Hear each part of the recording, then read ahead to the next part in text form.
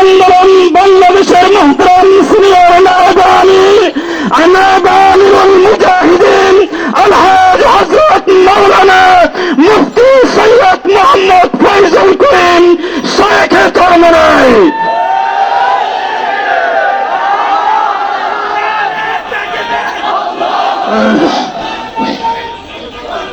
আসসালামু আলাইকুম। হত্যার থেকে বাঁচার জন্যই দেশকে স্বাধীন করেছিল।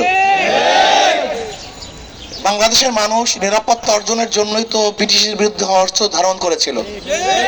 আমরা কেন ব্রিটিশদের বিরুদ্ধে লড়াই করেছি কেন? কি কারণটা কি ছিল? ওরা আমাদের উপর জুলুম করে, এই জুলুম থেকে বাঁচার জন্য আমরা ওদের বিরুদ্ধে অস্ত্র ধারণ করেছিলাম। আমাদের স্বাধীনতার জন্য অস্ত্র ধারণ করেছিলাম। হাজারো লক্ষ রক্তের বিনিময়ে, জীবনের বিনিময়ে আমরা দেশকে স্বাধীন করেছিলাম। আবার পাকিস্তানিরা আমাদের অধিকার ফিরিয়ে দেয় না, জুলুম অত্যাচার করে। এর জন্য তাদের বিরুদ্ধে অস্ত্র ধারণ করে আমরা এই দেশটাকে হাজারো লক্ষ মানুষের জীবনের বিনিময়ে স্বাধীন করেছিলাম। আজকেও যদি বাংলাদেশ স্বাধীন হওয়ার পরেও আমাদের জান মালে নিরাপত্তা না থাকে, তাহলে আমরা কি পেলাম? আমরা কি অর্জন করলাম? আমরা কি দেখলাম? না, যেই কারণে আমরা ব্রিটিশ থেকে স্বাধীন হয়েছিলাম, যেই কারণে আমরা পাকিস্তান থেকে আলাদা হয়েছিলাম, সেই স্বাধীনতা আমরা এখনো ভোগ করতে পারি নাই, সে অধিকার এখনো বাস্তবায়ন হয় নাই। আমরা পাকিস্তানের বিরুদ্ধে কি বলেছিলাম? ওরা বৈষম্য করে চাকরি ওরা নেয়, আমাদেরকে চাকরি দেয় না। আমাদের চাল ওরা নিয়ে নেয়, কিন্তু ওরা কম দামে খায়, আমরা বেশি দামে খাই। আমাদের দেশের কাগজের মিল, কিন্তু এখান থেকে নিয়ে ওখানে সিল দিয়ে ওরা কম দামে কেনে আর আমাদের ছাত্রদেরকে বেশি দামে বিক্রি করে। এই সমস্ত কথা বলেই তো আমরা পাকিস্তান থেকে আলাদা হয়েছিলাম। কিন্তু এখন আমি প্রশ্ন করি, চাকরি কাদের? এদেশের জনগণের না আওয়ামী লীগের? জনগণের তো চাকরি নয়, আওয়ামী লীগের চাকরি। এদেশ পেট পুড়িয়ে কারা খায়? জনগণ খায় না আওয়ামী লীগ খায়? এদেশে খুন খারাপ করার পরেও নির্বিচারে তারা রাস্তায় ঘুরে বেড়ায়, বিচার নাই, বিচার করার সাধ্য কারণ নাই, বুক ফুলিয়ে হাঁটে। এদেশের জনগণ হাঁটে না আওয়ামী লীগ হাঁটে? এদেশ থেকে হাজার হাজার লক্ষ লক্ষ কোটি কোটি টাকা পাচার এদেশের জনগণ করে না, আওয়ামী লীগ করে। এদেশের 100 ধর্ষণ করার পরে জনগণ সেঞ্চুরি পালন করে না, বরং আওয়ামী লীগ সেঞ্চুরি পালন করে।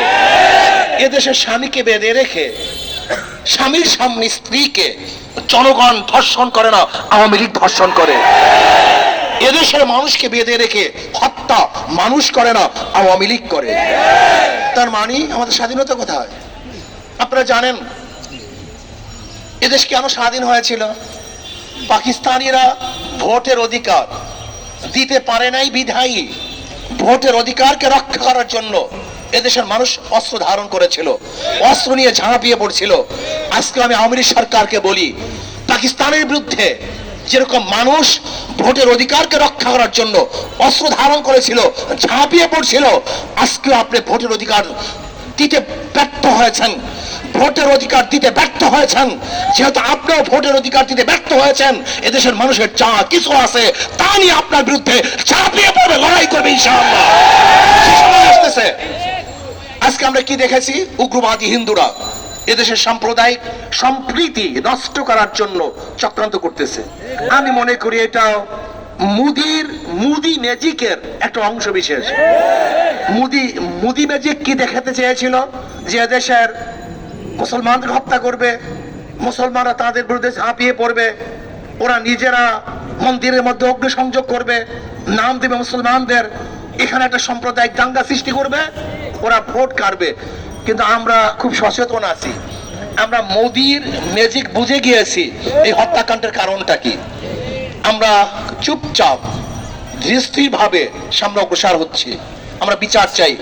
যেহেতু শেখ হাসিনা তো মোদির কাছে কমিটমেন্ট করে চলে আসছে যে আপনি থাকবেন প্রধানমন্ত্রী, আমি থাকবো মুখ্যমন্ত্রী, এই জন্য কথা বলতে পারে না। কয়েকদিন আগে আমাদের বিজেপি সদস্যকে ভারতের সীমান্তে হত্যা করা হয়েছে, মুখ খুলছে? আমাদের প্রাইম মিনিস্টার কি কথা বলছে? বলার সাধ্য তার নাই। সে তো গোলামি চুক্তি করে সেখান থেকে চলে এসেছে ক্ষমতার জন্য। কয়েকদিন আগেও আমাদের বর্ডারের মধ্যে আমাদের বাংলাদেশের মানুষকে হত্যা করা হয়েছে, পার হত্যা করা হয়, কিন্তু এদেশের প্রাইম মিনিস্টার, প্রশাসন তাদের বিরুদ্ধে অস্ত্র তাক করতে পারে না, কিন্তু আমাদের খাজনা ট্যাক্স ভ্যাটের পয়সা দিয়ে যে অস্ত্র আমরা তাদের হাতে আমাদের নিরাপত্তার জন্য তুলে দিয়েছিলাম, আজকে সেই অস্ত্র আমাদের বুকের মধ্যে তারাই বিদ্ধ করতেছে, আমাদের ধ্বংস করার জন্য অস্ত্র ব্যবহার করা হচ্ছে। আজকে আমাদেরকে নিরাপত্তা দেওয়ার জন্য অস্ত্র ব্যবহার করা হচ্ছে না, বরং আমাদেরকে খুন করার জন্য, জুলুম করার জন্য, অত্যাচার করার জন্য অস্ত্র ব্যবহার করা হচ্ছে। আপনারা আগেই জানেন মুসলমান ধৈর্যশীল, এরা ধৈর্যের বাণী শোনায়, এরা ধৈর্য অনুযায়ী চলে, লেকিন যদি ধৈর্যের সীমা অতিক্রম করে তা মুসলমান এত মারাত্মক হতে পারে যা চিন্তা করতে পারবেন না। আপনারা জানেন যদি আমরা গর্জে উঠি, আন্দোলন সংগ্রাম শুরু করি, রাস্তায় নেমে আসি, গোটা দুনিয়ার কোন পরাশক্তি এই জাতিকে রাস্তার থেকে উঠাতে পারে না। যতক্ষণ পর্যন্ত আমরা জীবন না দেব, মারা না যাব, শহীদ না হব, ততদিন পর্যন্ত রাস্তার থেকে আমরা উঠবো না ইনশাআল্লাহ। এই জাতি সেই জাতি। কাজে আসুন, মধুখালীতে যে হত্যা হয়েছে, এই হত্যার বিচার করতেই হবে। এই হত্যার বিচারের জন্য ইনশাআল্লাহ আমরা মাঠে আসি, থাকবো, যতদিন পর্যন্ত প্রত্যেকটা অবৈধ হত্যার বিচার না হবে ততদিন পর্যন্ত আন্দোলন সংগ্রাম চলতেই থাকবে, চলবে ইনশাআল্লাহ। কাজে আসুন আমরা সম্মিলিতভাবে এই হত্যার বিচারের জন্য চেষ্টা